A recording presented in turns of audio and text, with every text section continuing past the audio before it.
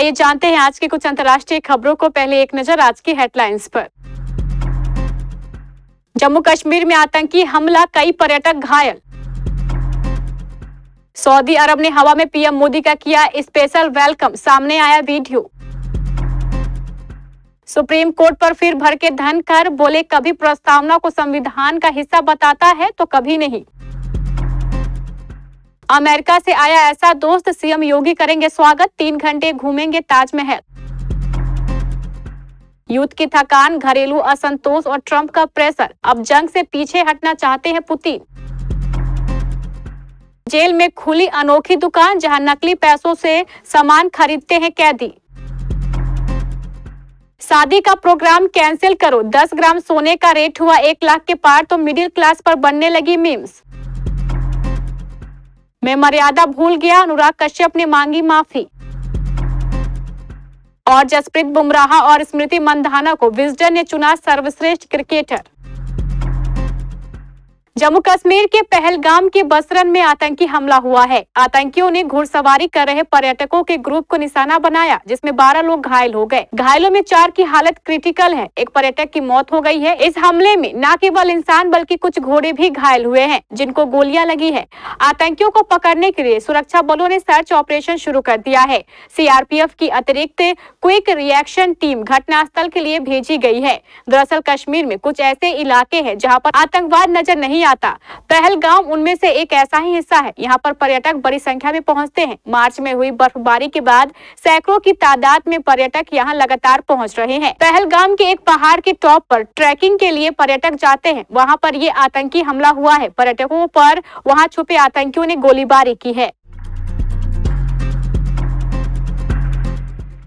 PM Modi Saudi अरब के दौरे पर रवाना हो गए हैं। वहीं सऊदी अरब की एयर स्पेस में पीएम मोदी के विमान ने एंट्री ले ली है। इस मौके पर सऊदी अरब ने स्पेशल जेस्चर दिखाया है। सऊदी अरब की एयर स्पेस में पीएम मोदी का विमान पहुंचने पर सऊदी अरब की एयरफोर्स ने उनके विमान को स्पेशल सुरक्षा प्रदान की। इसका वीडियो भी सामने आया है, जिसमें पीएम मोदी के विमान के साथ सऊदी अरब की एयरफोर्स के विमान भी उड़ान भरते हुए दिखाई दे रहे हैं। पिछले 1 दशक में पीएम मोदी की यह सऊदी अरब की तीसरी यात्रा होगी। वहीं पीएम मोदी ऐतिहासिक शहर जेद्दा की पहली बार यात्रा करेंगे। सऊदी अरब में भारतीय दूतावास ने एक्स पर एक पोस्ट में कहा, निवेश पर भारत सऊदी उच्च स्तरीय टास्क फोर्स ने 21 अप्रैल को रियाद में अपनी बैठक की। प्रधानमंत्री नरेंद्र मोदी के आगमन से पहले 24 घंटे में व्यापार, निवेश और रक्षा के क्षेत्रों में अतिरिक्त समझौतों को अंतिम रूप देने के लिए ठोस प्रयास किए गए। सऊदी क्राउन प्रिंस मोहम्मद बिन सलमान के निमंत्रण पर मोदी मंगलवार यानी आज सऊदी अरब पहुंचे हैं। उपराष्ट्रपति जगदीप धनखड़ ने अपने एक नए संबोधन में कहा है कि संविधान के बारे में कोई संदेह नहीं होना चाहिए। संविधान क्या होगा, इसे अंतिम रूप से तय करने वाले निर्वाचित प्रतिनिधि ही होंगे और इससे ऊपर कोई अथॉरिटी नहीं होगी। उन्होंने कहा है कि संसद सुप्रीम संस्था है। राज्यसभा के सभापति उपराष्ट्रपति जगदीप धनखड़ ने दिल्ली विश्वविद्यालय में एक कार्यक्रम को संबोधित करते हुए कहा कि संविधान के पद औपचारिक या सजावटी हो सकते हैं। मेरे हिसाब से नागरिक सर्वोच्च है। हर किसी की अपनी भूमिका होती है। उपराष्ट्रपति ने एक बार फिर संविधान कोड की आलोचना की और सुप्रीम कोर्ट द्वारा संविधान की प्रस्तावना को लेकर व्याख्याओं में असंगति पर सवाल उठाए। जगदीप धनखड़ ने कहा, एक मामले में सुप्रीम कोर्ट ने कहा कि प्रस्तावना संविधान का हिस्सा नहीं है। दूसरे मामले में उसने कहा कि यह संविधान का हिस्सा है। अमेरिका के उपराष्ट्रपति जेडी वेंस कल 23 अप्रैल को अपने परिवार के साथ आगरा आएंगे। इस दौरान वे दुनिया की सबसे खूबसूरत इमारतों में शुमार ताजमहल का दीदार करेंगे और शाहजहां मुमताज की प्रेम गाथा से रूबरू होंगे। वेंस स्पेशल विमान से आगरा एयरफोर्स स्टेशन पर पहुंचेंगे। यहां से वे अमेरिका के राष्ट्रपति के लिए बनी बख्ताबंद कार द बीस्ट में सवार होकर होटल आईटीसी मुगल जाएंगे। उनके काफिले में शामिल स्पेशल कारें 3 विमानों के जरिए पहले ही आगरा पहुंच चुकी है। मुख्यमंत्री योगी आदित्यनाथ आगरा एयरफोर्स स्टेशन पर अमेरिकी उपराष्ट्रपति का स्वागत करेंगे। वेंस इससे पहले जयपुर के प्रसिद्ध हवा महल देखेंगे और वहां से सुबह 9:30 बजे आगरा पहुंचेंगे। अमेरिकी उपराष्ट्रपति वेंस की सुरक्षा के मद्देनजर 23 अप्रैल को सुबह से दोपहर 12 बजे तक ताजमहल बंद रहेगा। रूसी राष्ट्रपति व्लादिमीर पुतिन ने युद्ध के शुरुआती दिनों के बाद पहली बार यूक्रेन के साथ शांति वार्ता का प्रस्ताव रखा है।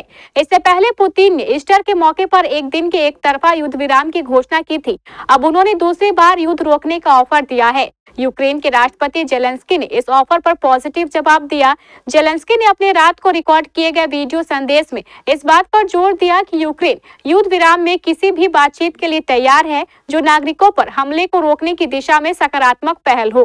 पुतिन और जेलेंस्की दोनों पर ही बातचीत की टेबल पर आने के लिए अमेरिका का दबाव है। राष्ट्रपति डोनाल्ड ट्रंप ने कहा है कि अगर दोनों देश शांति उपायों पर आगे बात नहीं करते हैं तो अमेरिका इस कोशिश से ही बाहर हो जाएगा।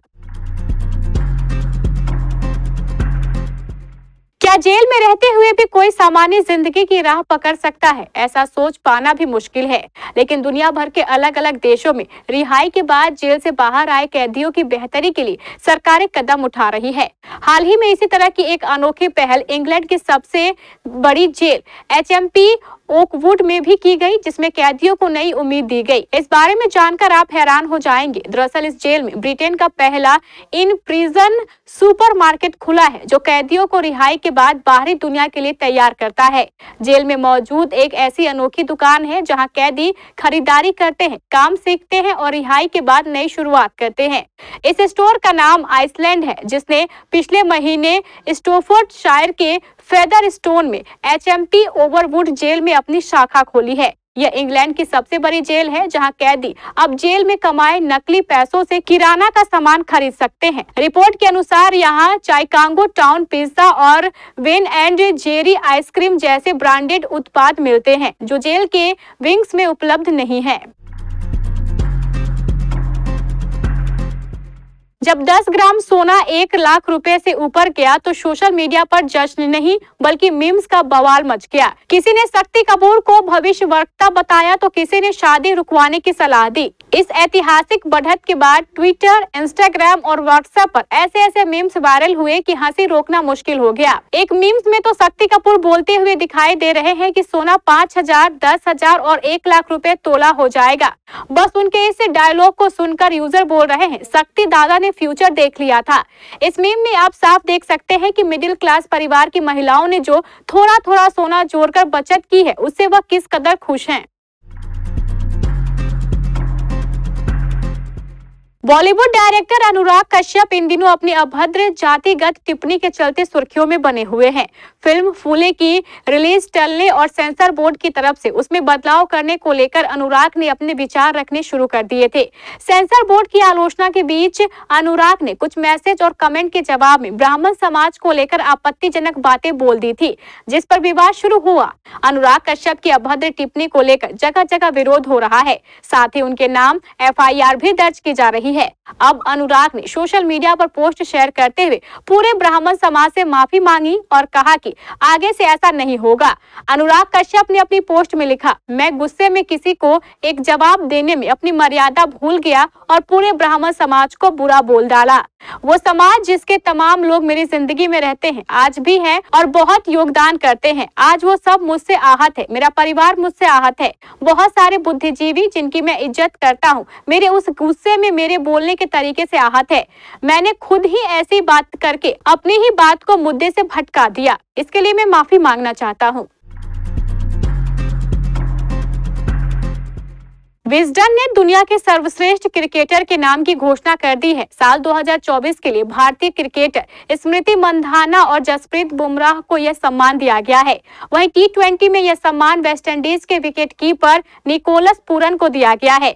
जसप्रीत बुमराह आज क्रिकेट की दुनिया में किसी पहचान के मोहताज नहीं है। इंडियन टीम के स्टार खिलाड़ी ने अब तक 45 टेस्ट मैच में 19.40 की औसत से 204 विकेट लिए हैं। वहीं 89 वनडे में वो 149 विकेट ले चुके हैं। T20 की बात करें तो उन्होंने कुल 70 मैच खेले और 297 विकेट लिए। आपको बता दें, मंधाना ने यह अवार्ड दूसरी बार जीता है। इससे पहले वो 2018 में भी Wisden cricket of the year रह चुकी हैं। मंधाना ने 2024 में सभी फॉर्मेट में 1600 से ज्यादा रन बनाए।